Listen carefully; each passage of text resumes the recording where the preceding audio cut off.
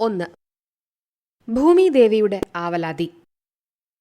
വിഷ്ണു ഭഗവാന്റെ 8ാമത്തെ അവതാരമാണ് ശ്രീകൃഷ്ണൻ. കഴിഞ്ഞ 7 അവതാരങ്ങളിലും ഭഗവാൻ ഒരുപാട് ദുഷ്ടന്മാരെ നശിപ്പിച്ചിട്ടുണ്ട്.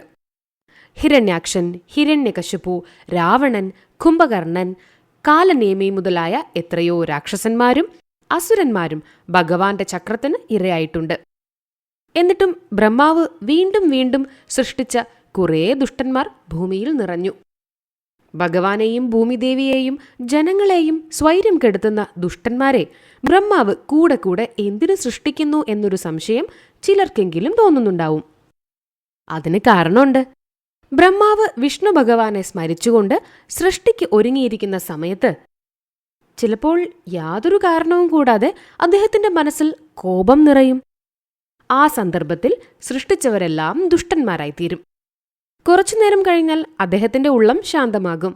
അപ്പോൾ സൃഷ്ടിക്കുന്നവർ ശാന്തശീലന്മാരായ സാധാരണ മനുഷ്യരായിരിക്കും.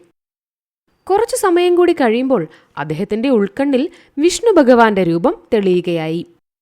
ആ നേരത്ത് സൃഷ്ടിക്കുന്നവർ ഭക്തന്മാരും ജ്ഞാനികളും ദിവ്യന്മാരുമാവും. ഇങ്ങനെ അദ്ദേഹത്തിന്റെ മനസ്സിൽ പല പല ഭാവങ്ങളും ഉണ്ടാക്കുന്നത് വിഷ്ണു ഭഗവാന്റെ കളികളിൽ ഒന്നാണ്. ഭഗവാന് ദുഷ്ടന്മാരെയും സാധാരണക്കാരെയും ദിവ്യന്മാരെയും വേണം. സിംഹത്തെയും ആനയെയും മാനിനെയും വേണം. പരുന്തിനെയും കാക്കയെയും പ്രാവിനെയും വേണം.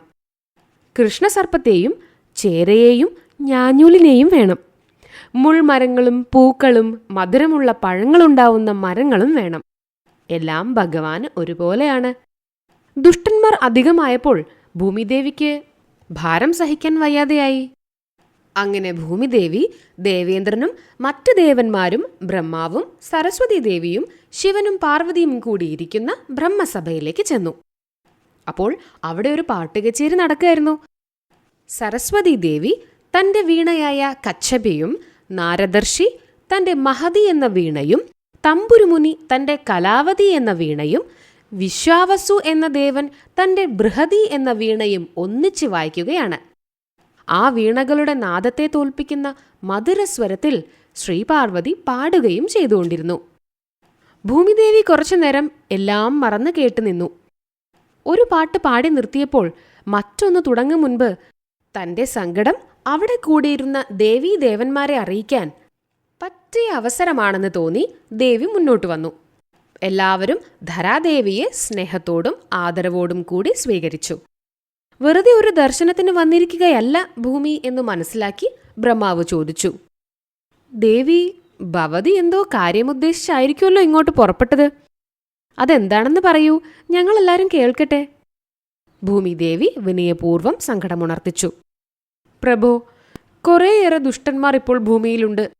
കാലനേമിയെ മുമ്പൊരിക്കൽ എന്റെ പതിയും സർവേശ്വരനുമായ വിഷ്ണു ഭഗവാൻ കൊല്ലുകയുണ്ടായിട്ടുണ്ട്. എന്നാൽ അവന്റെ കർമ്മം അവസാനിച്ചിരുന്നില്ല. ഭഗവാന്റെ കൈകൊണ്ട് മരിച്ചിട്ടും അവന് മോക്ഷം കിട്ടിയില്ല. അവൻ കാലനേമിയായിരുന്നപ്പോഴത്തേക്കാൾ ഇരട്ടി ശക്തിയോടെ മധുരയിലെ ഉഗ്രസേന രാജാവിന്റെ മകനായി ജനിച്ചിട്ടുണ്ട്. കംസൻ എന്നാണ് അവന്റെ ഈ ജന്മത്തിലെ പേര്. അച്ഛനെ തടവിലാക്കി അവൻ മധുര രാജ്യത്തിന്റെ രാജാവായി നാടുവാഴുകയാണ്. അരിഷ്ടൻ, ധേനുകൻ, കേശി, പ്രലംബൻ, സുന്ദരൻ, മഹാബലിയുടെ മകൻ ബാണൻ, രാമാവതാരത്തിലെ മന്ദരയുടെ പുനർജന്മമായ പൂതന എന്നിവരെ കൂടാതെ പല അസുരന്മാരും രാക്ഷസന്മാരും പല പല രാജാക്കന്മാരുടെ മക്കളായും മൃഗങ്ങളായും പാമ്പുകളായും ഒക്കെ ജനിച്ചിരിക്കുന്നു.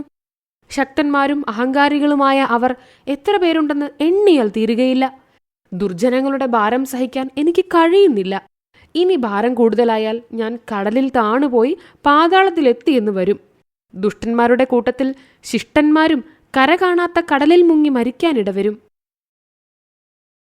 ശിവനും ബ്രഹ്മാവും ദേവന്മാരും കൂടി ആലോചിച്ച് വിഷ്ണു ഭഗവാന്റെ അടുത്തേക്ക് പോവാൻ നിശ്ചയിച്ചു. ഏത് ആപത്തിൽ നിന്നും കരകയറ്റാനുള്ള കഴിവ് മഹാവിഷ്ണുവിന് മാത്രമേ ഉള്ളൂവെന്ന് അവർക്കറിയായിരുന്നു. ബ്രഹ്മാവും ശിവനും ദേവന്മാരും ഭൂമിദേവിയും ദേവിയെ ആശ്വസിപ്പിച്ചുകൊണ്ട് സരസ്വതി ദേവിയും ശ്രീപാർവതിയും ദേവേന്ദ്രന്റെ പത്നി ശചീദേവിയും കൂടി പാലാഴിയുടെ കരയിൽ ചെന്നിരുന്ന് ഭഗവാനെ സ്തുതിച്ചു. 2.